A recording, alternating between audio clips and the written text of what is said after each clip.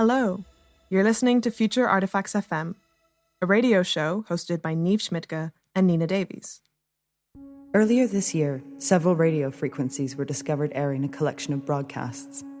At first, they sounded like regular news stories and interviews. They felt familiar, but also not quite belonging to our present. Slowly, the listeners came to believe that what they were listening to did indeed belong to their world, just not their time.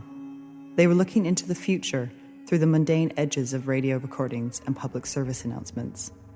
While this material is still being meticulously studied by researchers in various universities and museums, your hosts have managed to gain access to this collection to air a selection of these broadcasts for you, our listeners. For full disclosure, we will not be sharing this collection with you, as this introduction is based on a fictional event.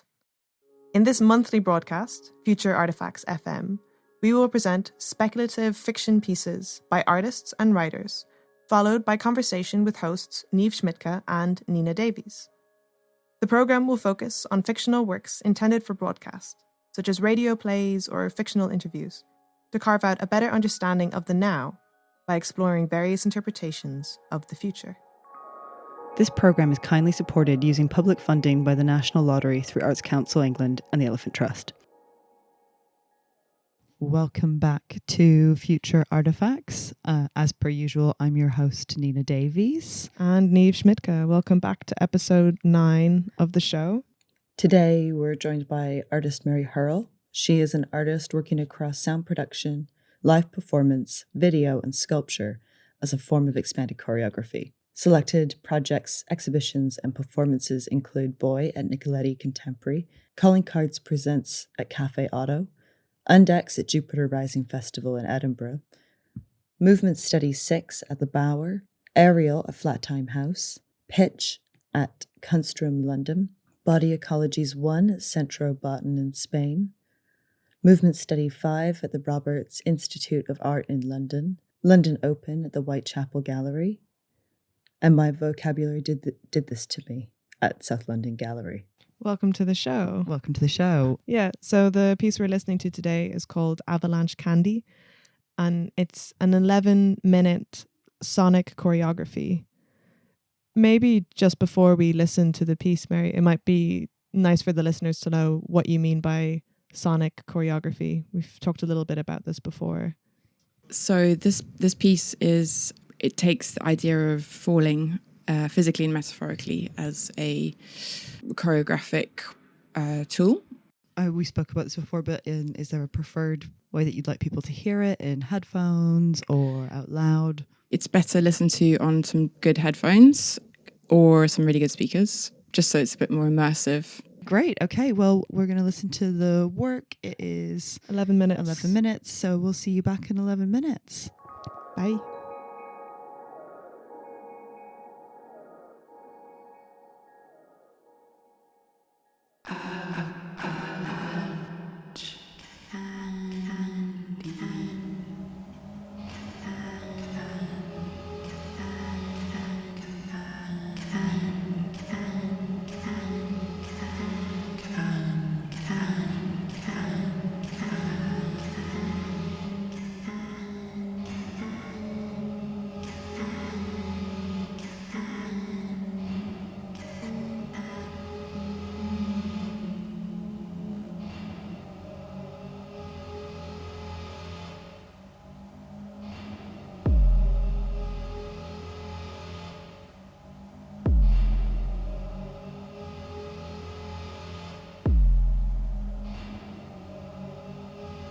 I am ink tons, strange, falling, imprinting the surface, ice, pink, pink, pink, pink, confetti, water, blossom, snow, fall.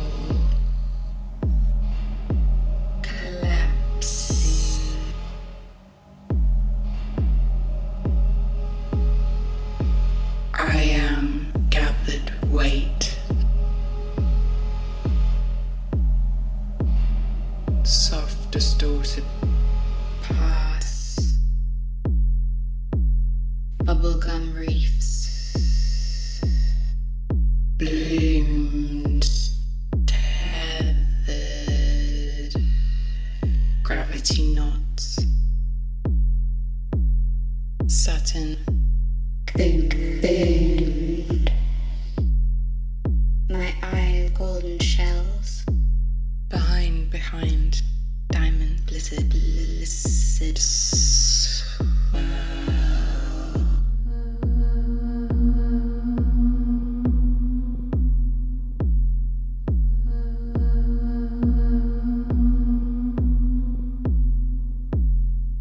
my forehead, ice haloed, lip,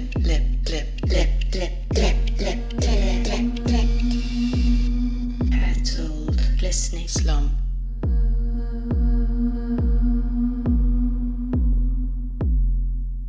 My body is against the sky. Glatical. My ribs push a fur of shell. Bones, ceramic, flowers. Cascading ice, champagne flown.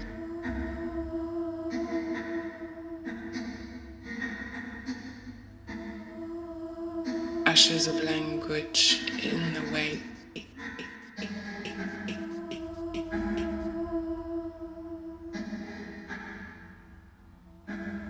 Air, vacuum, syllable, bubbled, mouth open, bulbous, lilac, pout. Strange plum bloom. Coda is flower, porcelain sky.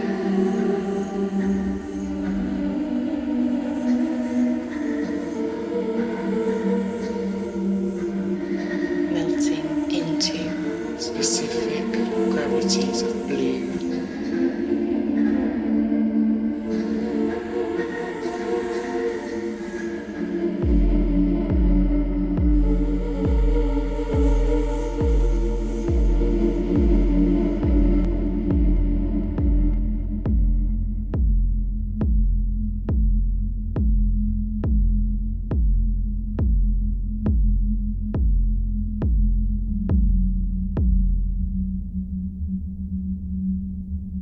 I overflow my boundaries.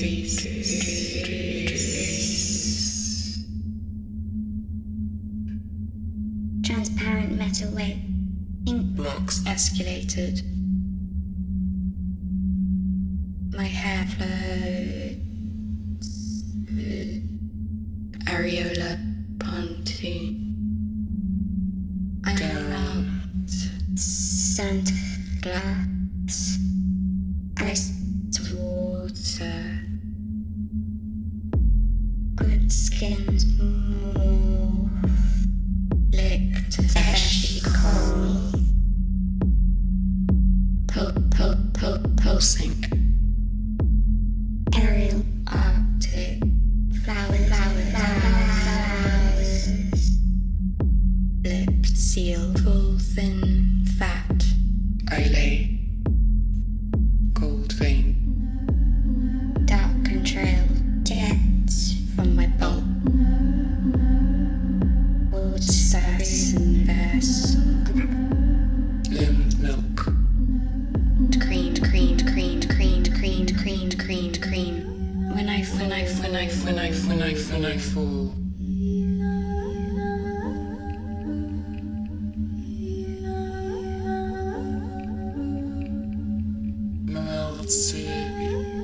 Exploded, disintegrated, corroded, chewing gum body.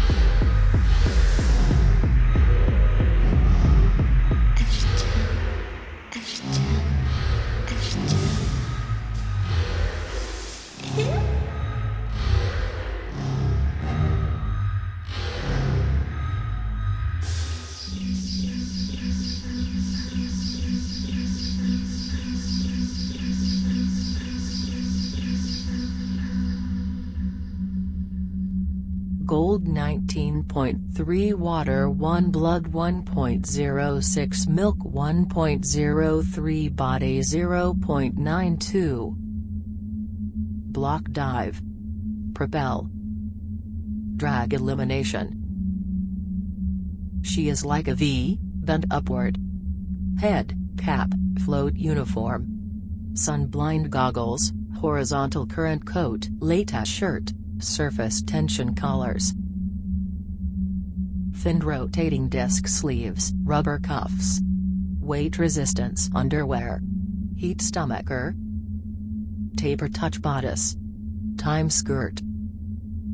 Identification pockets. Glimpses like the eye, pointed like the mouth. Vocal icicle Long digitalis, peach thighs. mouth glimpses like the eye, long peach thighs, a pause before flight, gravity waves cutting pleated water.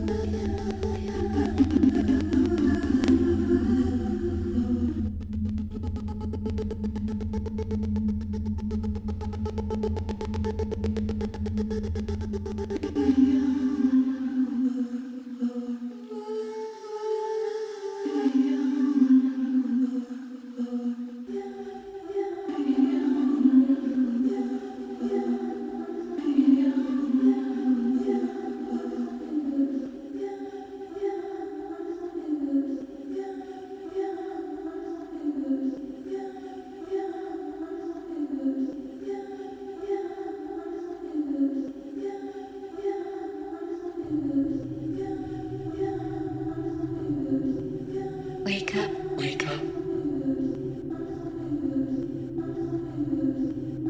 I am all you ever wanted.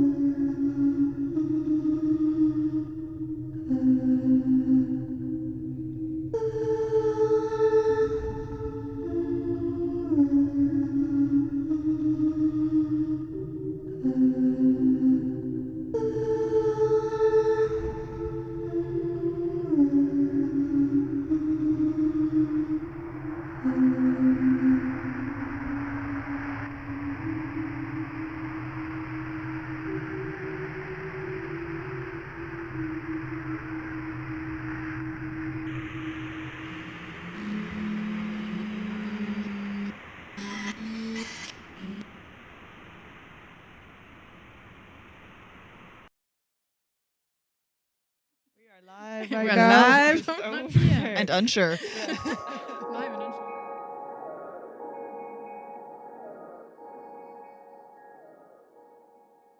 Welcome back. I hope you enjoyed your experience of listening to Mary's work, Avalanche Candy.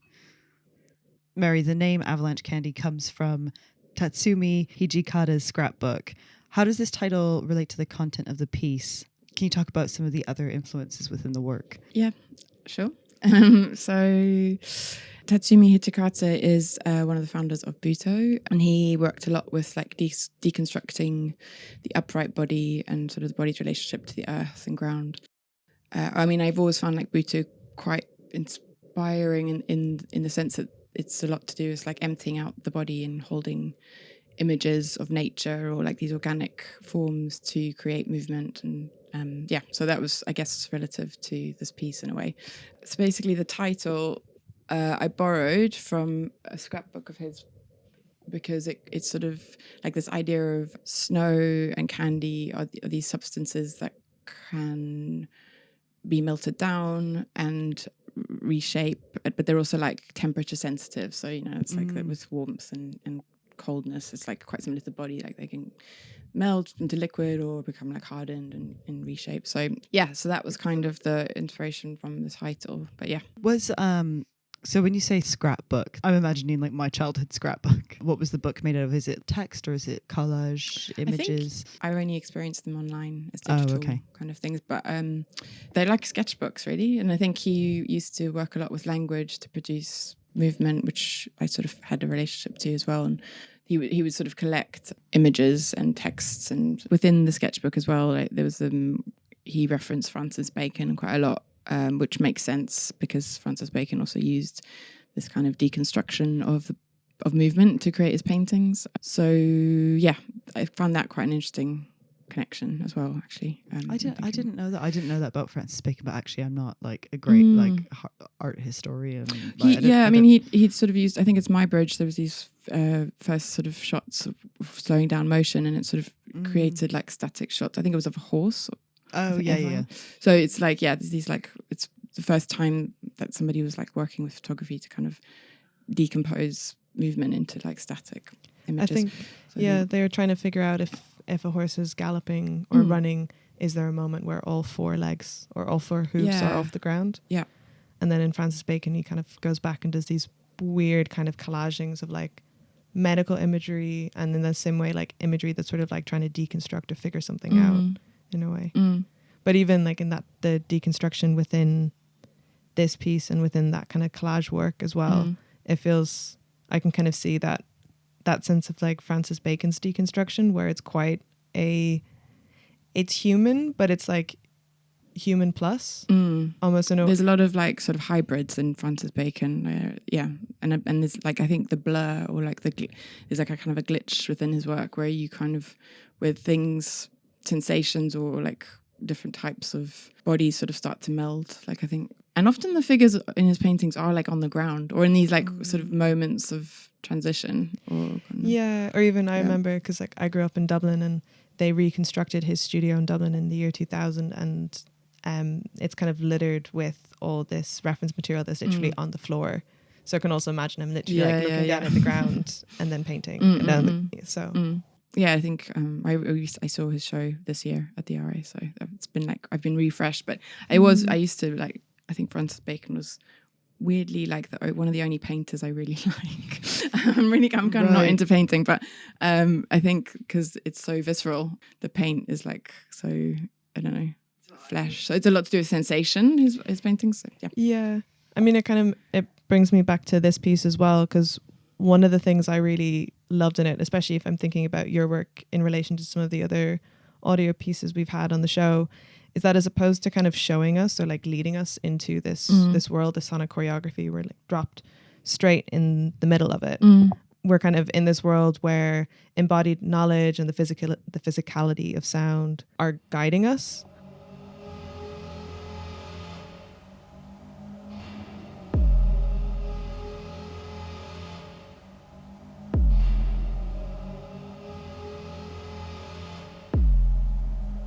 I was wanting to ask you kind of what was your intention in submerging us into the middle of this world, kind of literally almost like teleporting us in, rather than perhaps this guide, or what's important about that to you? Well, I think it's quite simple in a way of just, because the piece is trying to create like a physicality of falling. I just felt like I sort of needed to drop the viewer in so they would fall into it. And I think that sets up an experience of the work where there's not like a linear narrative laid on top of it, or I guess I just didn't want any preconceptions or pre-ideas of what might be experienced. So it was like setting up a space where the audience could respond to it physically and immediately, without what's the right word, unmediated, like unfiltered or something. So there's no kind of language that drops you in. It's more so kind of what's your gut telling you as you listen. So it's like an emotional, physical response as opposed to the other type. Like it's scripted. Well, I guess the storytelling isn't something that is linear as well, which makes a large difference in that. There's no point in kind of starting at a story. It feels much more so like we're dropped in and then we're kind of left to our own devices to figure out what's happening around us. I mean, one of the things that I find kind of interesting about that as well is you're then trying to figure out, are you the protagonist sort of in the story? Does that make sense in this scenario? Are you sitting inside someone else's mind? I was kind of wondering about do you see like a place for the listener within the piece in terms of, are they the main character of the piece, or is it mainly their reaction to the work that you're interested in? I think both, really, because I think the piece does switch from, I suppose, a first person-ish point of view to third person, briefly. But I think also the way I work with the voice is that it's almost like an extension of the body. So, or like it's a manipulated voice through like digital synths and sort of different tools. So I think in this piece in particular, the voice is pitch shifted and modulated and sort of becomes almost like, I suppose, like a synesthetic representation of what might be happening to your physical body, if that makes sense. So I think this idea of like cross-modal sensory experience, which, you know, like synesthesia is often when people, like color can represent sound, or, you know, so I think in the sense I'm using the voice as a representation, well, not as a representation, as like a kind of exchange for the body or something. Right, so it's right. like the it's not coming from the voice, it's coming from the sort of embodied experience. or I think, well, I guess the voice becomes my material to treat as though it's movement in space. Well, it kind of also makes me think, when you have people who are learning any kind of musical craft to what X kind of level or like classical skill set, the voice is treated as another instrument, but it's also something that's an extension of you. And then when I'm thinking, when you're talking about kind of feeling your way through it, like quite literally, I don't know if someone listened to the piece in like loudspeakers, you quite literally feel the vibration through your body. So it's an extension of your body that comes back to affect you as well. Yeah, because I think, I mean, when I've often, when like I was growing up on things, I used to sing in choirs and stuff, but I think for me the voice, you know, it's often like the melody line on top of things, and I think I was always more interested in the bass and the kind of like the undertones and the sort of strange sounds. So I think what I've been trying to, like when I've been working with sound over the last few years, I've sort of been trying to push the voice more and more into like that zone, so it kind of becomes more physical. And I think like a lot of how I think about sound is that it's vibrational and it's like a form of touch, and it sort of really does touch the body through vibrations, and you're kind of just reorganizing how it does vibrate bodies or shift in space, as opposed to...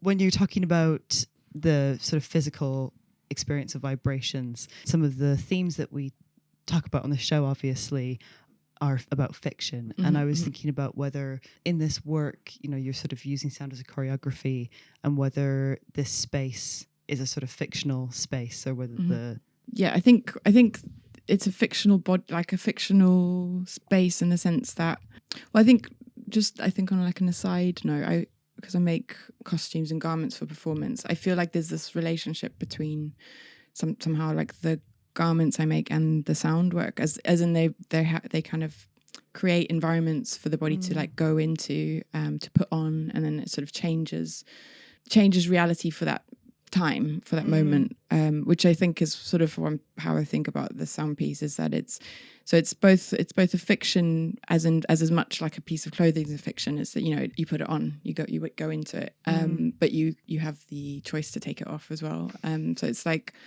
yeah, but I also think, because I like predominantly work with like digital sound production tools and stuff, that there's this really strong like digital materiality to the work, which again is like interesting in the sense that I think the digital space we're so intertwined with it, like in the fabric of our reality, but at the same time I think it is this kind of still strangely like it's invisible odd space, where I think it does hold together like the organic and the synthetic, and it thinks it also, I think, is a space which your imagination and memory, it sort of replicates imagination and memory as well. So I think, yeah, so you can create sort of more, maybe it's more like a hyper version of reality, or like a slightly augmented or like extra version, like more extreme, heightened. Yeah. Well, if that makes sense. Yeah. I'm even thinking, I had a friend in my BA who was doing lots of research around kind of early internet age and the ways in which kind of that space online was described versus kind of the physical world. And one of the descriptors they had was kind of like physically right now we're in the meat world, taking away this idea that online is not the real world. Kind of it's as real as physically standing on the ground right now, but it's also kind of trying to figure out a way to differentiate between the two kind of ideas of what that reality can be.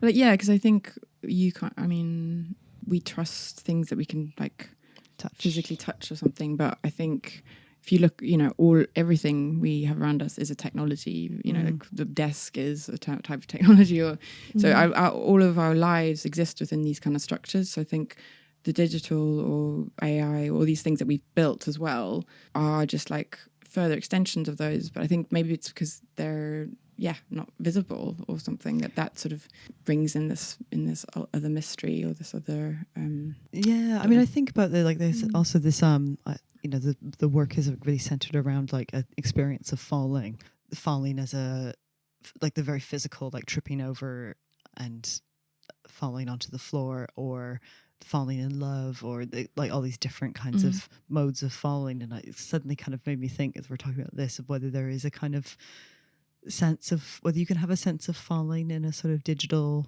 in a digital space. And I was thinking about these sort of directions where I was speaking to a friend the other day who works in computing and coding, and he was trying to explain something to me, and he made a document for us called, I think it was like high level thinking. And I thought like, oh wow, high level thinking, this is really cool. And he explained to me that actually high level is a term that's used when you're talking to corporate people, and low level is like for people who like go deep into the code. So the low level thinking is for like people who actually know how to understand these languages. I guess I kind of thought it was interesting because there's kind of this direction already like set in place, that there's a high point and a low point, or there's like the surface and there's going somewhere deeper. Not that like any three of us code and understand like those levels necessarily, but I wonder whether whether falling can exist in a digital space. I think it can. Like, why not? But I think but I know, and I think the difference is that the digital space, to me, like, and this is just in my imagination, it feels like it's 360 degrees. So it feels like almost like I can choose to use all directions, or to, because it is, you know, with sound, it's an environment, a 360 degree environment. So I think with this piece and with this idea of falling, it's you can take it literally, but it's also quite metaphorical, and it's sort of meant as a way to reflect on things deconstructing, as a way of also reforming, and sort of creativity kind of coming from things breaking down or being reassembled or reorganized. Yeah, because when I was listening to the piece, and I think in our early conversations, Nina, about the work, I was saying how it kind of struck me that you're kind of landed in the middle of this work, and then it feels almost like you're witnessing the birth of something. And for me, this idea of falling is like if you're a kid and you're learning how to cycle and you're scared of the fall, or you're learning how to walk and you're scared of the fall. Once you do it a few times, you realize it's not that, it's like it's scary in the moment, but it's not going to last forever. And so for me, kind of almost the way the piece plays out is you get to a moment where whatever this kind of being is, whether it's the viewer or it's someone else, or they fall and then realize that it's not so bad, and then they get back up again. So I guess I think about that relation also in falling. It's like you're in free fall, you have this kind of extremity of maybe time is slowing down, or that your emotions are really strong, but you also know that at some point it's going to stop. I like that. It's a nice reading. I think that's I think it's true, and I think I like the idea about falling, because there's something about it sort of holds opposing emotions together, like something that's both maybe violent but can also be kind of beautiful. But also, I guess you could also look at the piece from a very like more abstract way as well, which connects a bit to like my interest in like memory and time. And this is supposed to be like a suspended moment where it's like time sort of slows down, and I like the idea of thinking about it as almost like fragmented images that have been sort of like shortcut like as a shortcut put together. Yeah, I mean, I feel like you can definitely read almost like chapters or images kind of starting and stopping as the piece kind of traverses from kind of one element. Like there's a section where it sounds almost like a kind of wail that's then layered on top of one another, almost like a kind of chorus in different pitches. And then immediately after this, there's like an automated voice. So it's like those kind of breaks of images feel very present in the work, like not immediately obvious, but if you kind of think back, you're like, oh yeah, I can see That's this, cool. and I can hear this. And I often think of sound as images, sort of like, I don't know, to me they are. And I think I do make like sort of digital collage work, which I think that those two things I do inform each other. So because obviously they're both working with the computer, and like I think, not in like a literal translation, but there's something of that. Do you think that how we understand music in relation to sort of the real world is very cinematic, and do you think that influences you in any way? Sometimes I think about when I'm listening to music in my earphones, walking around, life becomes like instantly cinematic. Like you're in a film suddenly. Yeah, and like I guess like depending on what kind of music I'm listening to, like changes the film that I'm in on that day. Just when you said like sound as images, that's kind of the first thing that I think about is like soundtracks. Yeah, I'm quite obsessed with film soundtracks actually. Like, yeah. I mean, like really, I mean, when I was a kid, or not a kid, like a teenager, I used to buy the soundtracks to films and play them over and over again. I think because it sort of then released me from the visual of the film. You kind of get to replay the film in your own imagination afterwards, or it kind of gives you this, it kind of you get the sense or the feeling back of the film. But I also I made a joke with a friend once that like life, it's like a bit like a music video sometimes, if you just sort of have a backtrack and I don't know what I'm trying to say, but I definitely I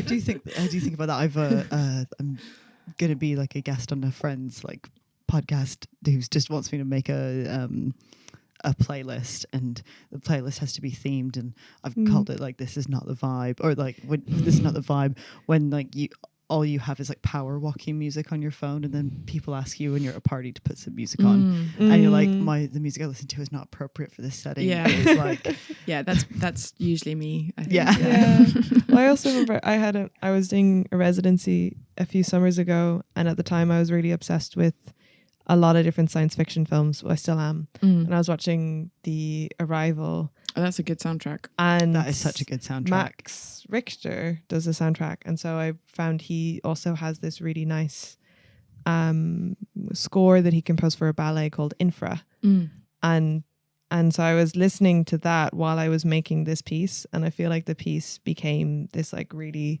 kind of science fiction-y thing, because there was a subliminal like imagery of this film and of this idea of ballet. And I mean, I'm even thinking of, I have a friend who kind of almost went through the process of being classically trained in piano, and she always described to me how different musicals and soundtracks and kind of classical scores as well, usually like the way to remember them or distinguish them is to think of them as stories. I mean, so many classical composers, none of them come to mind right now, but kind of have written versions to Romeo and Juliet, for example, or kind of write to like the Divine Comedy, or these kinds of elements of, I guess, more classical Western literature. I mean, that kind of storytelling, it's been ingrained for like a long time. Yeah, I think, I mean, for me, like soundtracks I just, especially, I'm not in all films, but often they provide like the emotional emotional sort of setting or something, and they also, it always feels like it's like the fluid running behind a film, like, because it's this, you get these like waves, and you kind of you're led through the imagery with the sound. So I think I've always liked the idea of like taking away the imagery, because then it situates you in that place instead, if you just have the soundtrack. I just want to be clear that like we're not talking about musicals. I mean, well, musicals, actually I'm not a huge fan of musicals. No, that's why I was like, we're not necessarily talking about music in well, films. I think the idea is it's music that does storytelling, but without spoken language, without like non-linguistic. Like you don't need to understand English or French or whatever language to understand. Yeah, sort of going back to I don't know, maybe thinking about like these sort of soundtracks and listening to music as sort of like creating these sort of images. I was thinking about how they always sort of happen in these sort of liminal spaces. So like the parts of my life that feel like a movie are always like on a train, on a bus, walking somewhere. Like it's very rarely like It's nice, an yeah. experience that that exists on its own. Yeah. And I was thinking about how a lot of your previous works look at sort of like the in-between states of being, and I might ask you to explain it a bit, but yeah, and then falling as a sort of like liminal in between space. There's like the moment that the thing that you trip on, and then the fall. Like once you've hit the ground is sort of the end of the fall. But maybe first, it would be really nice to contextualize it with some of your previous work, looking at these sort of in between states. Yeah, but I really like that idea. It's true, like buses, trains. Yeah, I mean, I love going on these things. I've got a bit of a weird obsession with transport. Yeah, so I think I think sort of working in the in between or these between states. It's hard to describe really why, but it's just always like somehow made sense. I think like spaces of transition and shift feel like very interesting to me because they are often heated up spaces or like over like what's the right word, like combustion. Right. So it's where things. Do you mean in a sort of chemical, like in like kind of sense? in a chemical sense as well? Like it's often where things like are hybrid or there's like space for it to be undefined or like or it could move in any direction or like that kind of excites me that it's like it's not fixed. That's maybe a bit abstract, but it's like the outcome is still like completely undetermined. It's like you're in the middle of a process rather than setting out for an outcome. Yeah, I think so. We actually like in a weird way we spoke about this on one of our previous episodes in Akinshola's episode.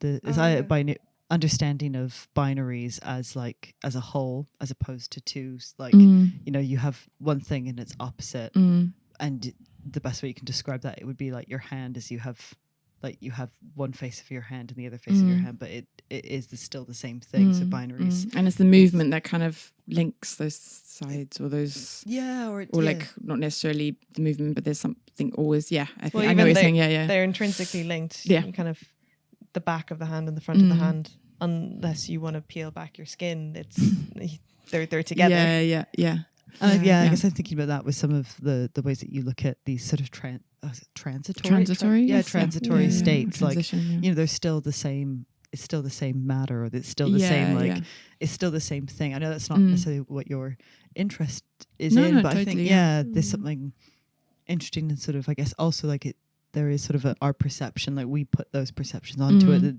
It exists in these three states. Like when you look at gas, solid and fluid like that we think of them only as these three things, but you're trying to kind of understand those in between states, which is that that body of work, mappings, which was very much. When was it made? So that was 2018, and it was it was I did a residency at Flat Time House just before I started like the trilogy of pieces, and that was quite influential because John Latham like worked a lot with this kind of like ideas of like glass as like a transition state, and like or his materiality was very like linked to his kind of sort of scientific and art concepts, and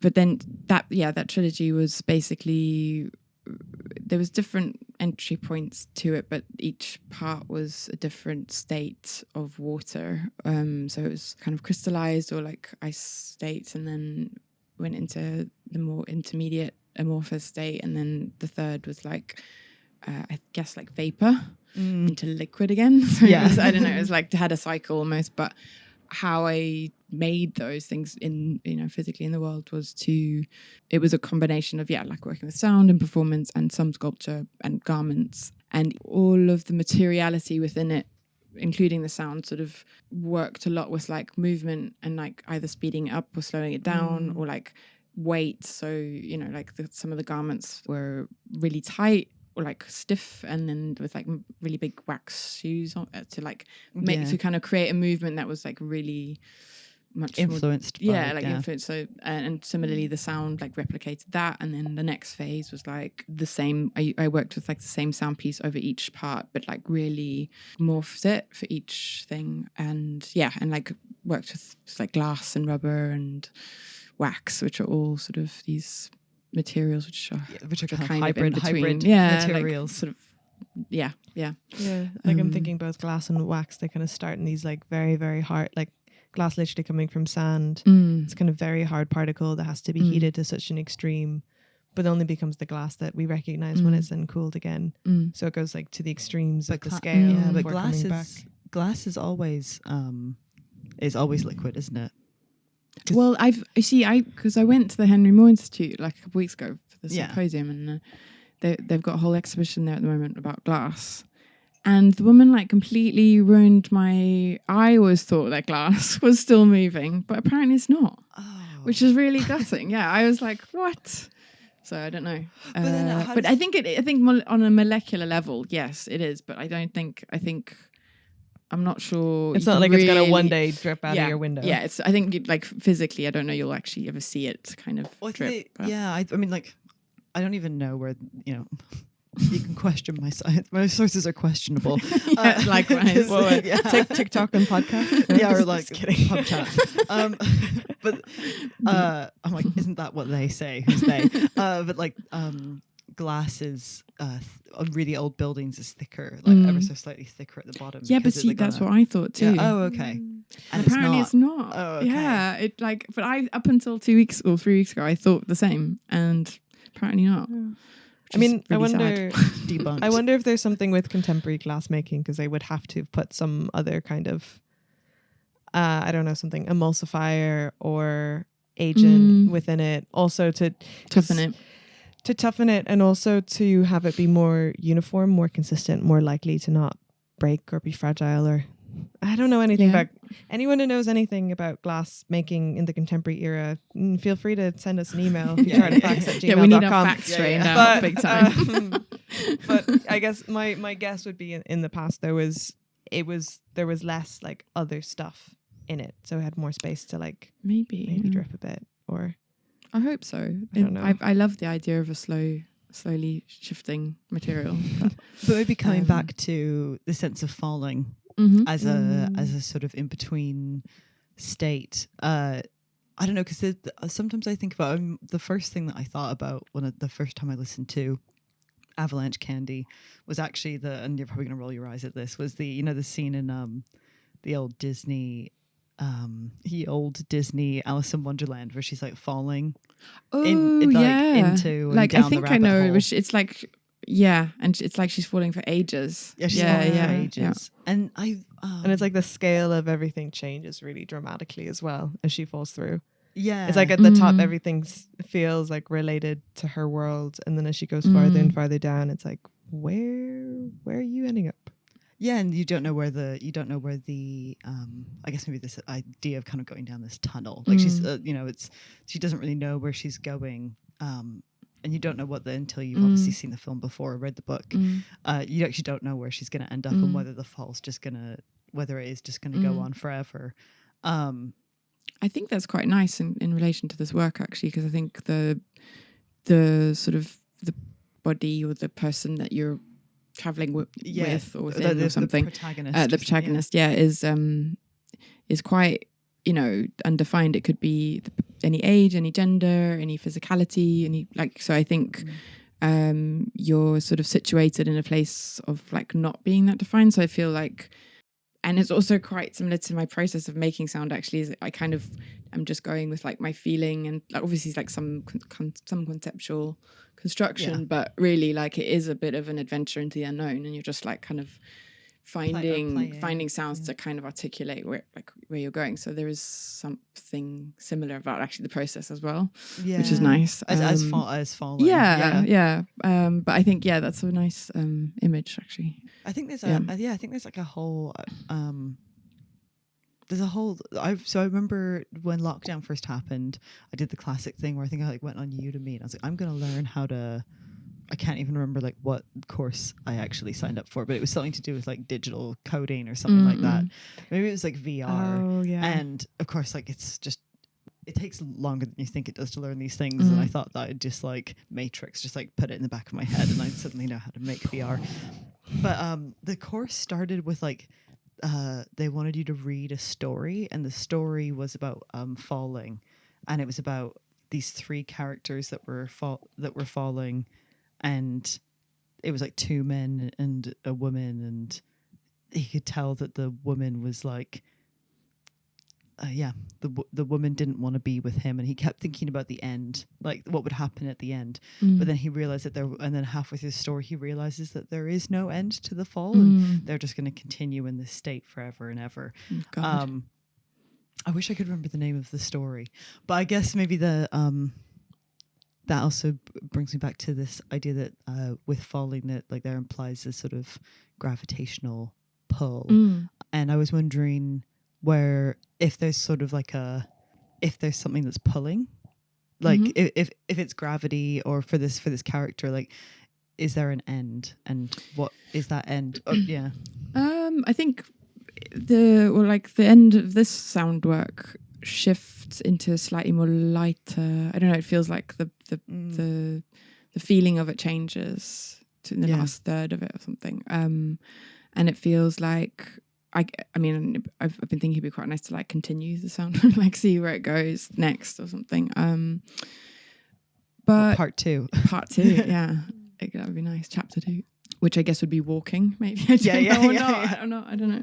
No, broken bones, or or the fall and the drop.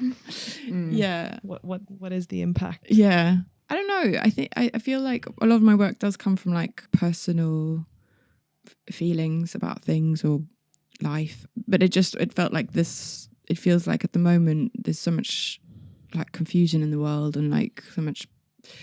It feels like sometimes my emotions are also like quite, there's a reflection or a kind of connection, obviously, to like what's going on around me. So it felt the pull. I don't know. It just feels like this kind of there's been within the world there's been this kind of continual cycle of crisis, collapse, and then there's been some really positive things that are coming out of like some things changing. So. And it just feels similar to like a free fall kind of. Yeah, like this kind of like things needing to kind of like end or shift, but like sometimes those shifts happen like through things that aren't comfortable or like. But I don't know. The gravitational pull is, or it's just, don't know. It's just it felt like something I wanted to explore. It's like a physical state, and as Well, I guess it doesn't have to be like the other states of fall. When you've talked about like falling in love or falling. Yeah, and I think I think desire is often something that comes up in my work as well. And I think like this, it's something I find quite intriguing as a human who desires things and people, and like I think it's kind of it is like this. You have a pull, like when you want something, or you have like sometimes you don't have the control that you want to have because you are just like pulled towards this thing, and then. There's often like repercussions of like that kind of pull because you find yourself in a different place because it's sort of like can be very strong, and I don't mean just like within love, but like this in many different forms aspects in life. It's like a force that's sort of greater than you. You can just be like pulled towards things sometimes as a human, and like like the craving and such. I mean, it's making me think about how you were saying before, making the work was quite instinctual as well. I'm wondering, was there, when you were making the piece, did you have any kind of, I guess, craving or falling towards certain ideas or modes of making? Also, because it is quite a physical piece, and the way you listen to it, it feels very emotive, and it feels like something. Like I found it quite strange listening to the work while just sitting down. Yeah, you want to move a bit, don't you? Yeah. I think But I think that's the hard thing to describe because it's so like the way I work is so intuitive and instinctual that it's kind of like it's a bit of a pull and a push. So it's like I have a feeling about something and then I find a way of articulating that with the sound, and then that pulls me further into the next thing. But I think there was definitely the last long form sound work I did was like the language was very articulated, very clear. The text, sorry.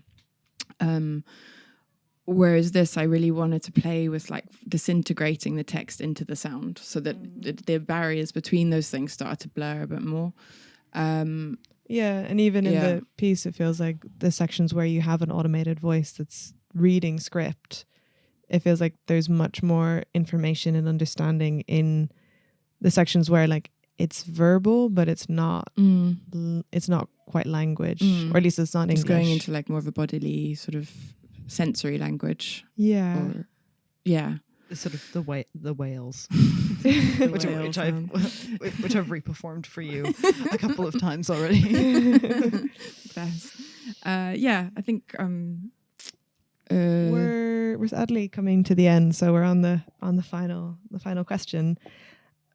One thing that for me keeps on coming up again and again in this conversation is that kind of link between the bodily and maybe the machine, and even what we were talking about just before in terms of like feeling like there's more understanding or recognition in something that seems bodily rather than in an automated voice. I wanted to ask you kind of what's your own relationship of technology like, and how it's sort of informed the creation or production of this piece. I mean, you've referred to kind of the computer as a tool before, but maybe you can expand a bit on that. So I mean, like the way I work with sound is, I predominantly use my own voice and then different sort of types of software and field recordings and some digital synth stuff. But I think I really like working with my computer because I see it as like my sort of tool, and I like the kind of implicit digital materiality I have with that, and that your computer like kind of houses everything. It's like this kind of strange machine in a way that becomes such a part of you. But I think the relationship between like the non-human or technology for me is interesting because we kind of created technology, and then but there's also this thing where it's kind of taking on its own life, I suppose. But I still feel like the way I'm using it is as a tool to articulate more like internal languages or body languages or knowledge that I feel like it allows. I don't know if that make sense, but because I guess I'm wondering a bit about kind of one thing I feel a lot with with bodily or like embodied knowledge, for example, is it feels quite warm and close and kind of lived in a way, whether as technological knowledge or kind of through computer or machine or any piece of technology, because there's that thing that mediates it, or there's that thing in the middle that there can be a coldness there. Is that kind of, I guess, conflict something you're interested in within the work, or is it like trying to overcome that? Or no, I think the conflict I am interested in, because I think there's and I think in this piece and the last one I made, I think I am playing a little bit with this like kind of authority that we give to, for instance, like AI or like these kind of voices or systems that we use. And I think in a way it's kind of like playing with that authority, but like kind of re-owning it as well, and sort of maybe decentralizing that thing where you kind of put all this trust into these machines. But I think it's quite it's quite the coldness. There's I really like this term that I've found recently for, I think it probably would describe the kind of sound I make, which is like bubblegum-industrial, which is like, this, and I think that really sums up like how I think, like I'm really into noise music and like really like these kind of heavy things, but then I also love this kind of like really sweet, almost like sickly sweet. And I think I can only really do that with something which is both cold and warm at the same time. Or because it's kind of like you're softening up the thing that has all the hard edges, but then you're also giving that thing that's maybe a little bit too squishy a little bit of bite. I was going to say that the work is like, I feel like the work is very I sort of, my interpretation of it is that there's sort of this character that you're embodying through listening to the work, and I'm unsure, but whether that character is sort of sort of the birth of of some sort of like computational thought. Like there seems to be this kind of experience of like kind of becoming human, and I guess that pull between these sort of like whales, which sound maybe a bit like some sort of demon baby being born, and then you've got the coded language, like the kind of like not the coded language, but the sort of robot language as well. It's sort of these different things, but then also I do feel like the work's very sympathetic to that character. Like, I guess with this idea of birth, you think of something that's very, what's the word? Not like fragile or vulnerable. And so, yeah, I feel like it's quite sympathetic to whatever or whomever this character is. Yeah. Like, you kind of feel bad for the character. I don't know why, but I kind of feel bad for the character. No, I like that. And I think you said something as well the other day about, about almost like a learning, like somebody learning something, or what did you say, child? Like, or like it felt like a toddler to me, almost in a way, learning something for the first time for itself. I think, I like that. I think it's open to interpretation, basically. So I think there's something about maybe like the automated or the like this world we're in with like artificial intelligence stuff, right?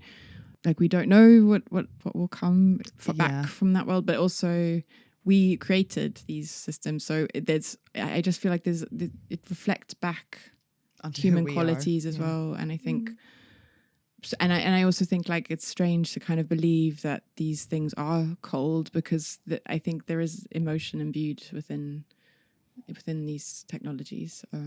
It's or they have the capacity to kind of hold like dreams or like imaginations about things. I mean, they definitely do. That's sort of what our last episode was about. Maybe that's a nice point to end on. Yeah, I think that's a good place to end. I'm aware we're going a little.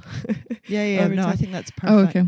I think machines being able to hold dreams or have dreams, I think is like a perfect place to end. Yeah. Thank you. Yeah, if you want to see any of the works we talked about today, Mappings is available to see on Mary's website, and the other longer audio work we were discussing was Blush Response. Well, thank you very much for listening today to this episode of Future Artifacts FM with Mary Hurrell and her piece Avalanche Candy. We look forward to welcoming you back later on. 8 weeks. Yeah, another 8 weeks. Great. Thank you. Thank you. Thank you. Bye. Bye.